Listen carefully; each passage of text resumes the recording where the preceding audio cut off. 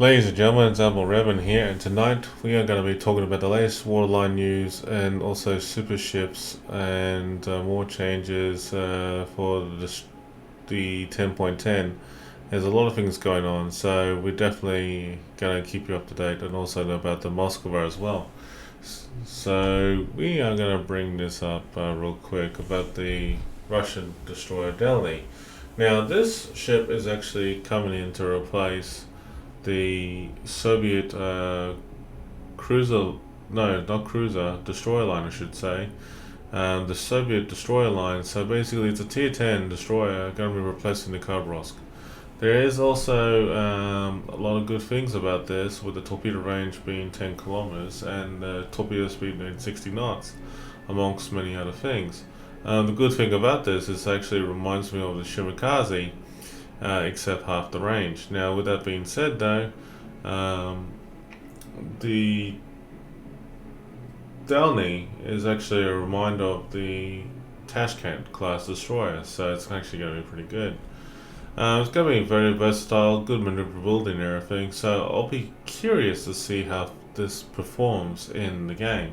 So, the Khabrovsk will be available as a special ship in the army for coal.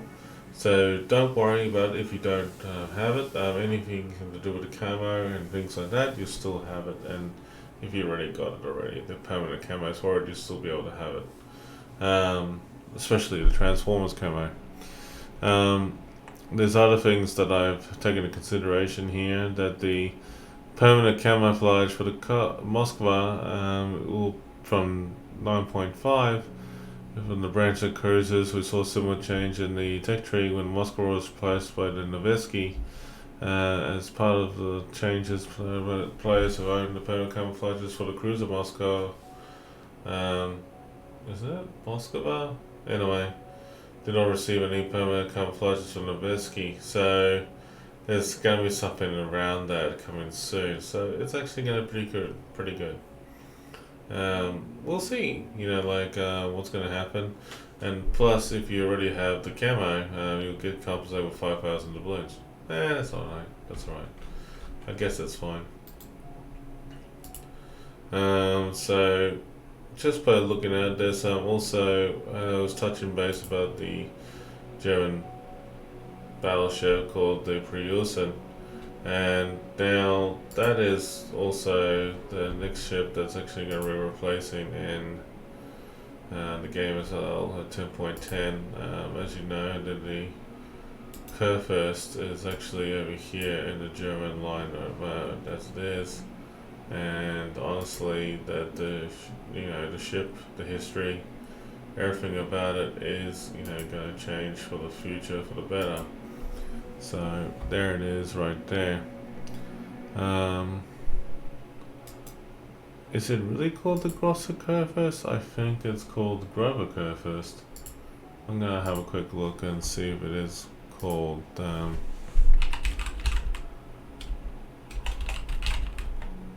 what it's really called in World of Warships, because there's some information.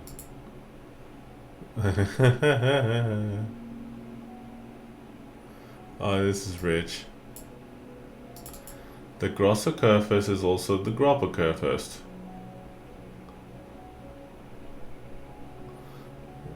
See? Right there.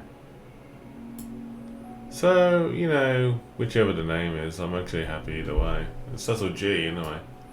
But hey, that's alright. But anyway, the Kurfürst is actually a decent ship to get if you don't have it already. Definitely got some good guns and firepower on this thing, so definitely worthwhile checking it out in the near future. But yeah, it's definitely got some decent guns in this thing, so yeah, that's going to become a premium ship in the near future, so hey, keep it while you can. Alright, so in regarding to, let me just try to find it, and I'm looking for it right now, is the Russian line. So we've been talking about Soviet destroyer line, is the Khabrovsk. Okay, so basically, if you grind your way through the Soviet destroyer line, the Khabrovsk is going to be replaced with the Delny. So basically, as I bring it up, I'm trying to find it again. This is the Delny, it's going to be replacing it. So that's what's going to be happening in the near future in 2022, in the first half of the year. So you're going to be seeing that, and also the global Kerfus will be replaced with the Preussen. Now the waterline update, there's a lot of things coming up as well. So we're going to talk about that very soon. So let's bring out this lovely one-line video, shall we? I reckon it's going to be awesome anyway, at least. So bear with me.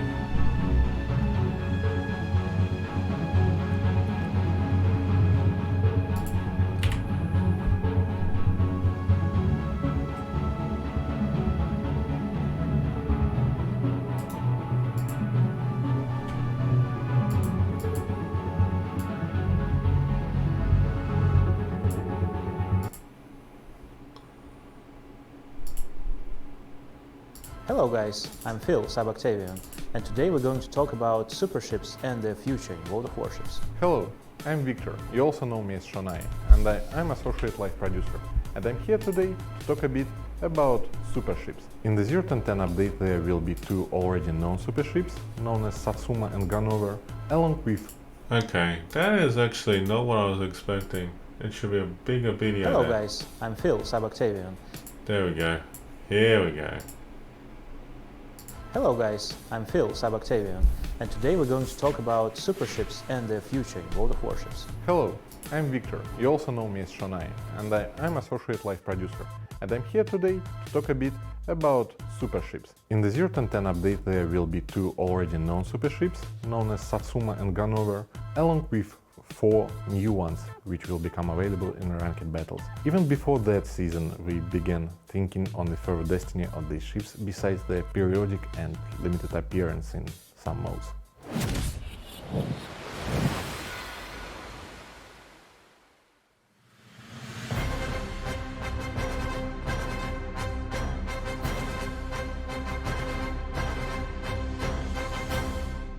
Based on the feedback and statistics and survey data from the first event where these ships appeared, Grand Battle, we decided that these ships were taken pretty positively.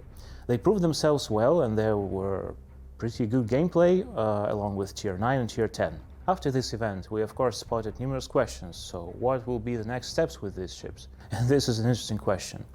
Super ships and their mechanics caused a lot of interest from the players. Reminding, we would like to mention that we are planning the autoloader mechanic introduction for 2 supercruisers, the French Condé and American Annapolis, and for Soviet super destroyer Zorky. This mechanic works quite simple. You press the button and then the turret fires a quick burst of shells, then going for a long reload. And lastly, for the second super destroyer, the Yamagiri for Japan, we are planning to have an option of switching in battle between 2 different types of torpedoes, which will be different in parameters such as speed, damage, detectability and range. These mechanics will diversify typical player behavior, will create a lot of additional decision-making scenarios in battle, and we believe they will expand the game. Therefore, we decided that the superships and their mechanics, taking into account considerable interest paid to them, are worthy of becoming a permanent part of the game.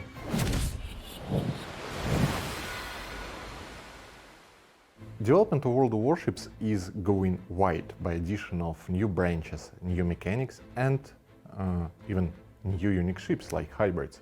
But the thing is that numerous possible concepts may not fit well into long predefined boundaries.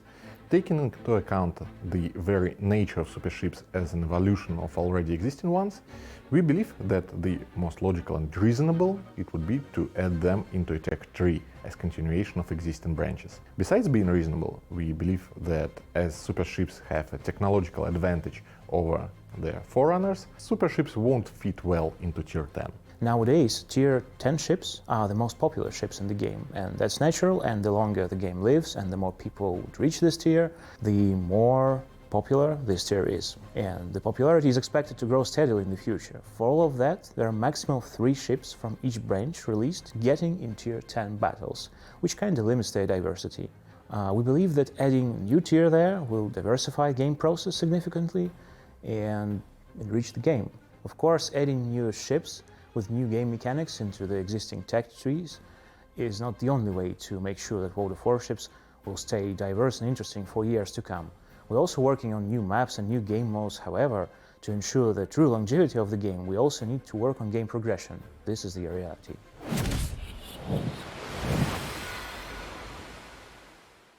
We would like to make obtaining these iconic for game development ships easier and clearer for all of those who desire them, having not caused any harm to the ones using the research bureau. Therefore, it will only require you 1 XP to research Supership after you obtain tier 10. The price of the Supership itself will be charged around 1.5–2.5 times more than the tier 10 ships.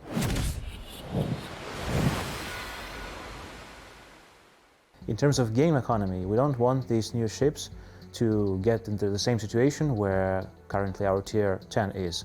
Tier 10 is too popular also because of economy, which allows players to farm on the ships and stay on this tier without basically the need to get lower to get some credits. So we're going to adjust this economy for the new super ships, and most likely their service costs will be approximately 2 times higher than service cost of tier 10. For all of that, we have not yet a specific values for service cost of super ships.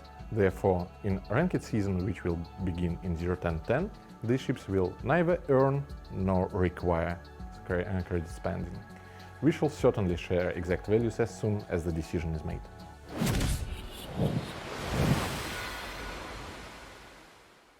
To properly test these ships, we will begin with ranked battles, and then we will make decisions on further steps of this ship's implementation. So, we'll look into your feedback and concerns very carefully, we'll try to react to all the questions, and then we'll get this concept ready, hopefully, for the game.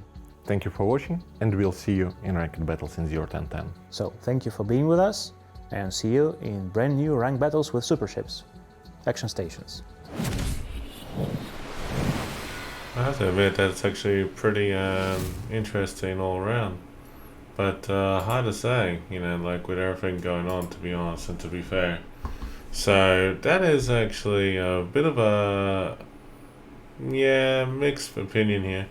You know, like these super ships, I mean, like honestly, I just don't know where they're going with the wargaming and the decision making behind this. But you see, as I mentioned in the video, the French supercruiser Condé, American supercruiser Annapolis, also the Soviet destroyer Zorky, all super ships, and also a Japanese super destroyer Yamagiri.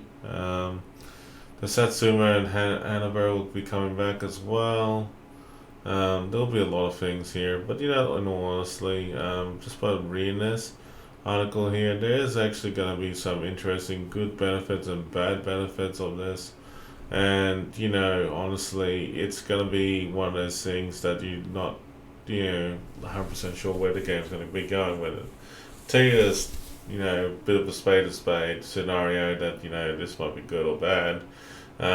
You know, in the near future though, that wargaming will be considering putting submarines in random battles, and it'll only be only a matter of time. Now, if they do put that in that aspect, it'll be very interesting. Speaking about that, the submarines is still a long way, you know, with everything going on, but you know, like, yeah, there'll be a while before the submarines will be really mastered in the game, and you'll be seeing them more often in the game rather than just co-op and ranked at this stage. But you know, like, there's a lot to go on, so you know, give it a chance. We'll see how submarines pan out. But folks, in my opinion, everything that you're seeing here is always to be subject to change, so definitely go check it out in the near future, and yeah, it'll be interesting to see what your thoughts and comments will be about this. I know it'll be an interesting situation, that's for sure. But until then, stay safe, captains, and take care.